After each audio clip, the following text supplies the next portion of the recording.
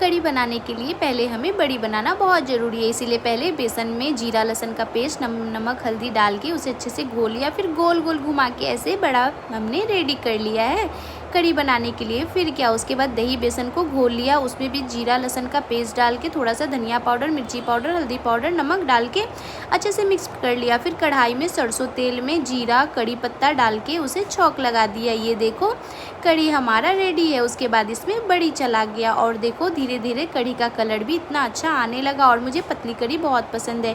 क्या आप लोगों को भी? मुझे गाढ़ी कढ़ी उतनी अच्छी नहीं